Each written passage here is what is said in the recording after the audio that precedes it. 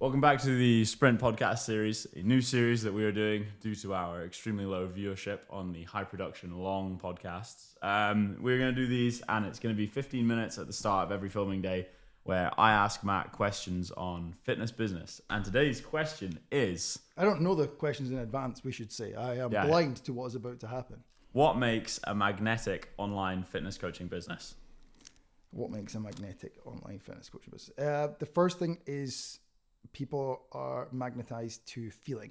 So, okay, you've got to prove that you can do what you say you can do. Let's just take that for granted. We can circle back to that.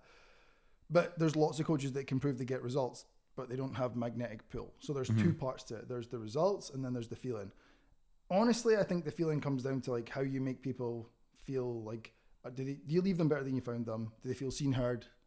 Do they feel like part of something and valued? Because coaching, the problem with coaching is, as the business scales, you end up being, people end up being numbers. Let's just say it as it is. Like it was very easy for people to feel like a number. So how do you overcome that?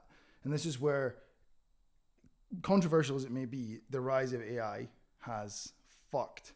But before the rise of AI, when you were a fitness coach and you got to the point where people could potentially start feeling like numbers, how do you manage that?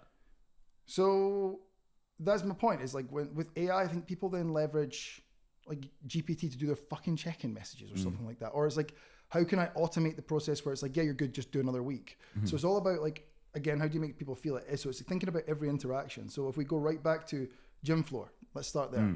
As a gym floor PT, if I am on my phone whilst you're the client, if I am arms folded, if I'm checking my Apple Watch, how do you feel? Like you feel like non-valued. So it's looking someone in the eye, it's nodding when they're talking and repeating things back to them. And like, honestly, like this seems fucking weird, but using their name. I thought about this last night because I didn't know you were going to ask me this, but like when you see a client, especially when you've got a big online business and you meet them in person, it's not like, how you doing, bro? It's like, Chaz, how are you? Like, honestly, like I know when I've been in things, someone remembering my name is like, oh, this guy actually knows who the fuck I am. So all those behaviors and then trying to wrap them into the digital world can be quite difficult. So when it comes to check-ins, it's like actually just taking a minute to talk about the personal shit that they put in their check-in message. Because like 50% of a check-in message is nothing to do with their weight, their lifts. It's like the dog had diarrhea, I had a tough week, my boss is a dick, blah, blah, blah, blah, blah. I went through a phase of ignoring it and I felt the negative impact on the business where the retention was slightly lower. Yeah. I think obviously you're speaking about the feeling, but say someone's listening to this and they're doing a little bit of gym floor. Say they're in Andy Bewley's position when they start. How do they go from where they are now, feeling stuck, to putting the wheels in motion and actually making this happen? What's the first step? Making what happen? Turning their business into something that everyone wants to be a part of.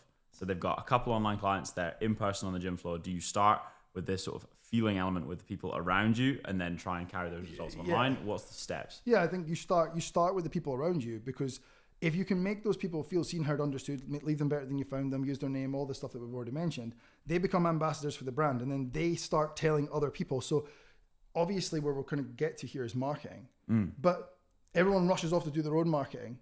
You should, but if you can get the 10 clients you already have to do some pseudo marketing for you, not only is that you just 10x your marketing capacity, but nothing will influence someone more than a recommendation from a friend, which is exactly what we're talking about just before we hit record. Yeah. Like Ben and I sending each other things. I'm in. I want one too. So if you've got these 10 telling their mates because they feel great, good. How else can we get them to do more before we get to marketing? We can also incentivize them to talk to their mates.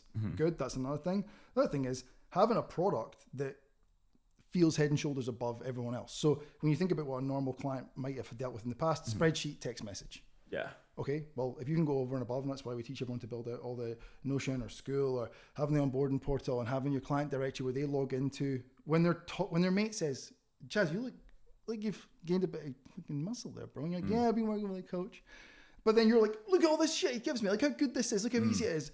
That's the stuff that becomes magnetic without so much effort. And then the other side of it is marketing it in a way that magnetizes people to you. Now, one question on this before we go into the marketing: what qualifies you to talk about marketing? Because as far as people know, you're a PT who's made a lot of money, who now coaches PTs. what have you done marketing wise to qualify you to talk about marketing? Okay, in a sentence, my business grew to £250,000 in 4 years from zero.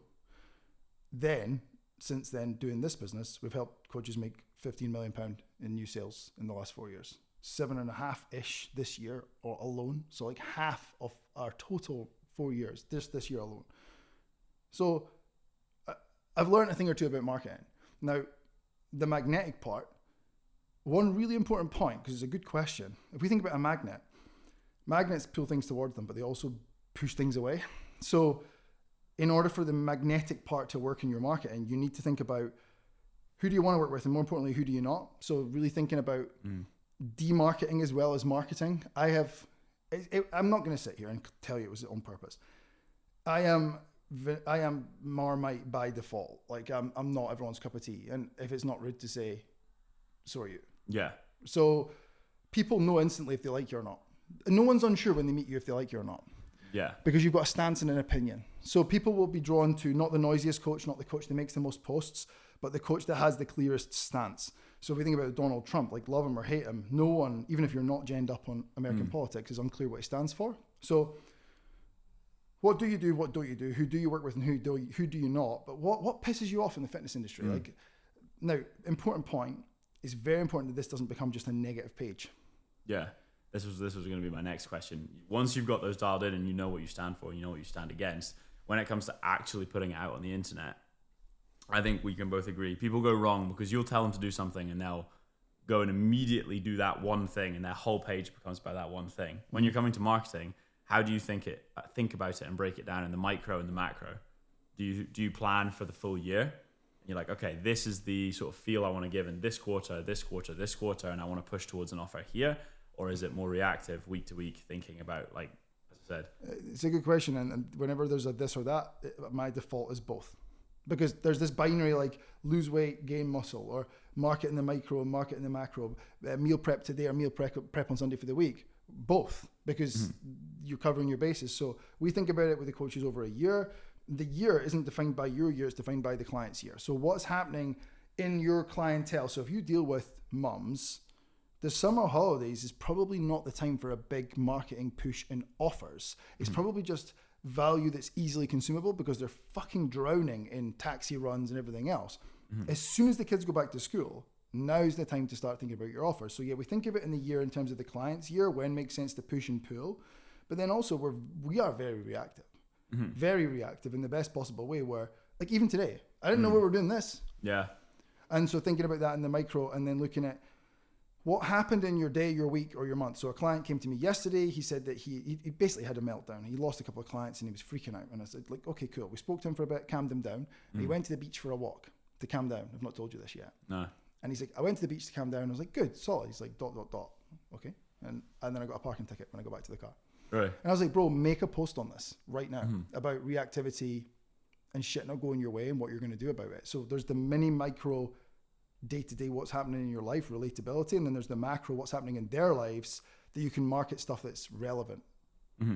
Because people always market like fucking get shredded for Christmas. I've never wanted to get shredded for Christmas. No one wants to get lean at Christmas time, do they? We're in a fucking Christmas jumper. I think people write it off. But I think the most interesting thing is, I think the reason you have such success on offers you put out is because you don't put that many out. No, almost none. Almost none. But the whole year, in a sense, is geared towards that. And we spoke about this before when we filmed content. It was the percentage of your audience that are ready to buy now, that are thinking about it, and the 50% that will never buy from you. So if we talk about that, that's a good point, and how that plays into your language on social media and how you're getting your message across. So most coaches' mistake is that they market to like the 5%, give or take, that are ready to buy. Like they're like, buy now, here's an offer, I'm looking for 3 people, so on and so forth. You'll exhaust that very quickly. So therefore, the big chunk underneath that is the people who are not ready to buy but will buy. They're the people that you should be spending 80% of your marketing time marketing to. If we're talking to those people, how are we talking to those people? There's a few things. We need to do a lot of connection because they need to know you, like you, and trust you. And if they don't, they're not going to buy. So who the fuck's Chaz? Who the fuck's the coach? Like, let's get that out there. And that can be super simple stuff, like stuff that happened in your week, lesson about mindset, training, nutrition. Fine. Then beyond that, it's objection handling, because these people are absolutely rife with, yeah, but it's not the right time. I've got kids, blah, blah, blah. Making posts about those things, the easiest way to do that is to talk about the clients that you already have. The social proof isn't just a before and after. It's like, here's Chaz, before and after, but there's more to it than meets the eye. And then it's Chaz has got 3 kids, Chaz has got 4 jobs, Chaz travels for work. And you're like, oh, because the prospect is sat there who's not ready to buy thinking, yeah, but I bet Chaz doesn't have 3 kids. I've got 3 kids. Bet Chaz has got an easy job. Bet it's part-time. Yeah. But if you can show that, then they're like, oh. So you're lowering their barrier, and in doing so, increasing their likelihood of buying, whilst also stacking in the relatability. And then the value part, which is like do you actually know what you say you know? Because getting yourself in shape, whatever that means for any coach, that's the easy part. Applying that to someone else is the proof of whether you know or not.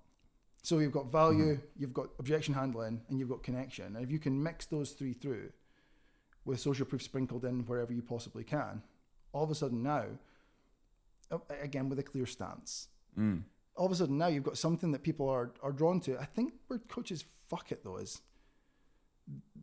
they market to problems that they want to fix, not the problem that the prospect has. Explain. So there's what people want and what they need. So my mistake was I liked mindset, so I went on mindset. But then none of the guys that came to me wanted mindset on the front cover. They wanted to be lean. Yeah. So then I'm like, why is no one buying? Like, because you're talking about the thing that they need, not what they want. So I sold them what they wanted, which was fat loss, transformation, photo shoots, all that jazz.